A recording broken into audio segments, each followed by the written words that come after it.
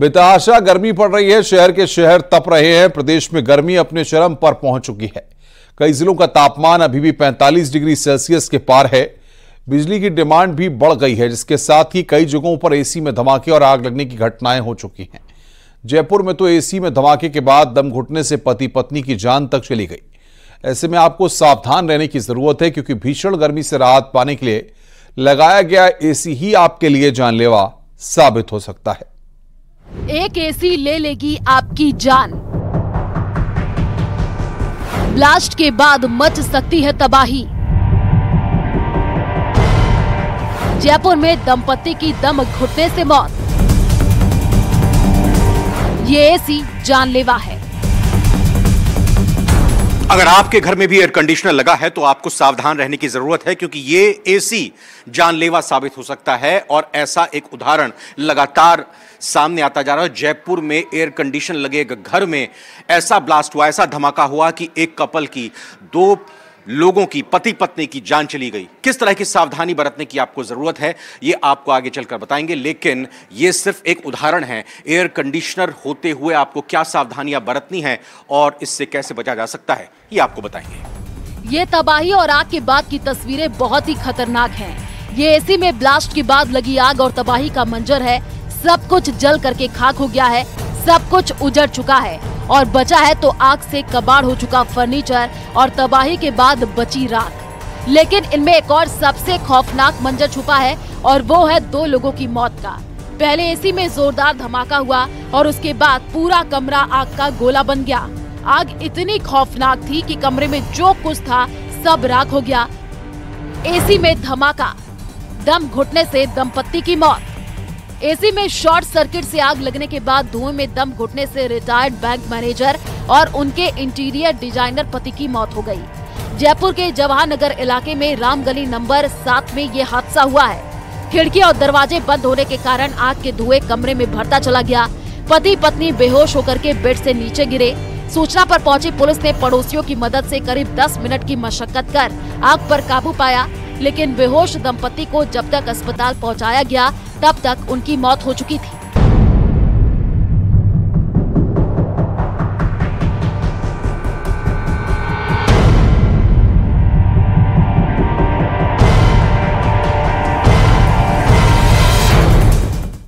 नोएडा में कुछ दिन पहले आइसक्रीम से कनखजूरा निकलने का मामला सामने आया था। वहीं अब इसमें आइसक्रीम कंपनी ने ऑफिशियल ट्विटर हैंडल से पोस्ट कर महिला पर गलत जानकारी देने का आरोप लगाया है। वहीं महिला का भी इसमें पक्ष सामने आया है।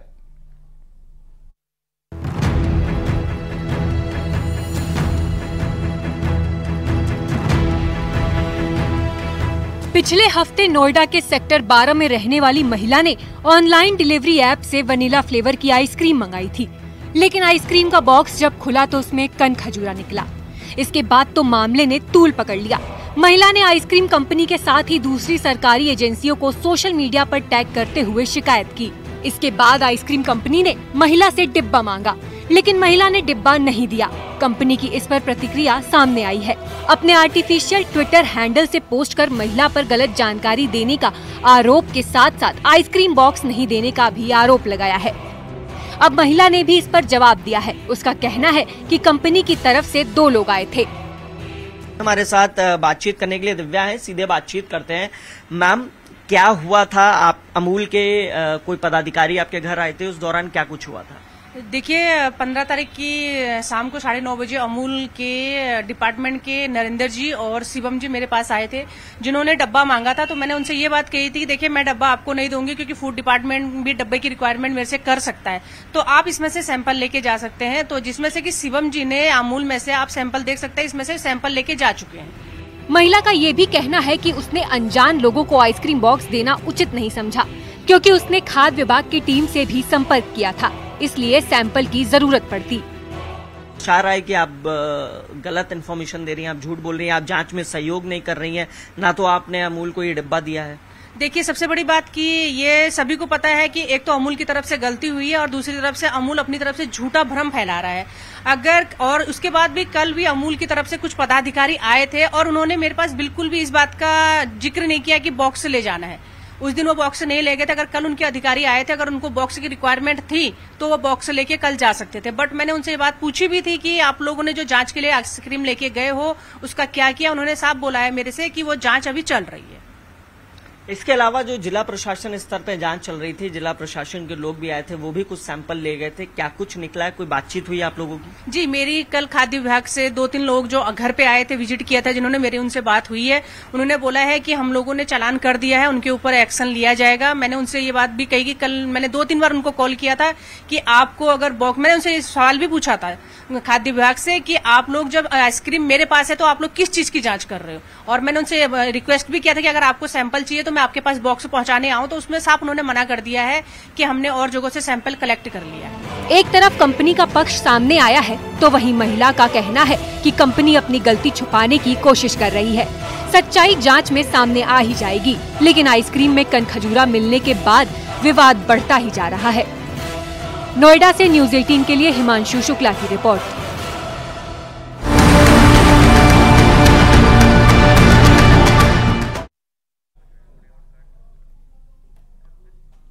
कोरोना काल तो किसी तरह खत्म हो गया, लेकिन अब बैक्टीरिया काल शुरू होने का खतरा है। जापान में एक बैक्टीरिया ने बड़ा आतंक मचाया है।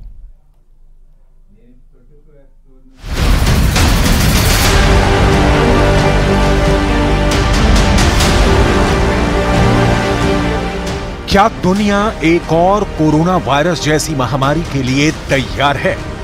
क्योंकि इस बार चीन नहीं, जापान से बहुत ही डराने वाली खबर है। जापान का एक बैक्टीरिया इस वक्त पूरी दुनिया के लिए खतरनाक साबित हो सकता है। ये इंसान को 48 घंटे के अंदर मार डालता है। ये इंसान के जिस्म में पलता है। ये इंसान को अंदर ही अंदर खा जाता है। इसीलिए इसे मांस खाने वाला बैक्टीरिया कहा जाता है। ये बैक्टीरिया अगर 3 लोगों को हुआ तो समझ लीजिए उनमें से एक इंसान को ये जिंदा नहीं छोड़ेगा। ये एक ऐसा बैक्टीरिया है जो कोरोना वायरस से भी खतरनाक है, जो जीने का दूसरा मौका नहीं देता। कोरोना वायरस पूरी दुनिया में चीन से फैला और अब जापान से ऐसा बैक्टीरिया फैल चुका है जो कोरोना वायरस से भी ज्यादा जानलेवा बताया जा रहा है। ये बैक्टीरिया शरीर में सूजन पैदा करता है और फिर इंसान को मरने के लिए छोड़ देता है। जापान में फैल चुका है मांस खाने वाला बैक्टीरिया। जापान में इस बीमारी का नाम दिया गया है STSS यानी स्ट्रेप्टोकोकल टॉक्सिक शॉक सिंड्रोम। इस बैक्टीरिया से 48 घंटे के अंदर मौत हो जाती है। अब तक जापान में इस बैक्टीरिया के करीब 1000 केस मिल चुके हैं, जो वाकई बहुत फिक्र करने वाली बात है। जापान के अलावा यह बैक्टीरिया यूरोप के 5 देशों तक फैल चुका है। इनमें ब्रिटेन, फ्रांस, आयरलैंड, हॉलैंड और स्वीडन शामिल है। यहां इस बैक्टीरिया ने सबसे ज्यादा बच्चों पर अटैक किया है।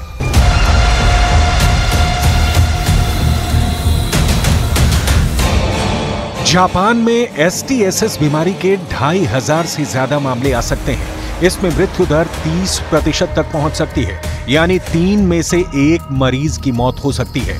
जापान के सभी अस्पतालों को अलर्ट पर रखा गया है।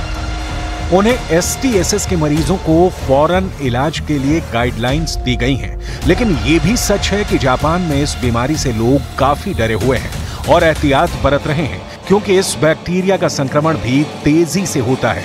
लेकिन सवाल है कि यह बीमारी होती कैसे है और इसके लक्षण क्या है? वैज्ञानिकों के मुताबिक मांस खाने वाला जापानी बैक्टीरिया आमतौर पर सूजन और गले में खराश की वजह से पैदा होता है। सांस लेने में तकलीफ होती है। नेक्रोसिस यानी टिश्यू डैमेज होने लगते हैं। हथेलियों या तलवों पर चकत्ते पड़ने लगते हैं। उल्टी होती है, डायरिया हो जाता है। इसके अलावा शरीर में दर्द होता है, बुखार, लो ब्लड प्रेशर और फिर अंग काम करना बंद करने लगते हैं। टोक्यो के डॉक्टरों ने लक्षण दिखने पर फौरन रिपोर्ट करने को कहा है। पहले मरीज के शरीर, खासकर पैर में सूजन दिखती है, फिर कुछ घंटों बाद ये पूरे शरीर में फैल जाती है। ये ऐसा बैक्टीरिया है जो एक बार इंसान के जिस्म में पहुंचा तो सबसे पहले अगर इसने पैर के निचले हिस्से यानी एड़ी के आसपास असर दिखाया तो देखिए ये कितनी तेजी से फैलता है। अगर सुबह एड़ी के आसपास सूजन हुई तो दोपहर तक घुटने तक इसका असर हो जाएगा और शाम तक इसका असर पेट और जिस्म के ऊपरी हिस्से तक पहुंच जाता है और फिर 48 घंटे के अंदर मरीज की मौत हो सकती है। STSS से निपटने के लिए जापान के बाजार में एक वैक्सीन भी मौजूद है जो शरीर में एंटीबायोटिक बनाती है, लेकिन ये लड़ाई आसान नहीं होती क्योंकि वैज्ञानिकों के मुताबिक ये बैक्टीरिया शरीर में जहरीला पदार्थ पैदा करता है। इससे जलन होने लगती है, फिर ये शरीर में टिश्यू को डैमेज करता है जिससे सूजन फैलने लगती है। इसके बाद टिश्यू मरीज के मांस को खाने लगते हैं जिससे तेज दर्द होने लगता है। वैज्ञानिकों के मुताबिक स्ट्रेप्टोकोकल टॉक्सिक शॉक सिंड्रोम तब हो सकता है जब बैक्टीरिया आपके शरीर पर खुले घावों में चल जाता है।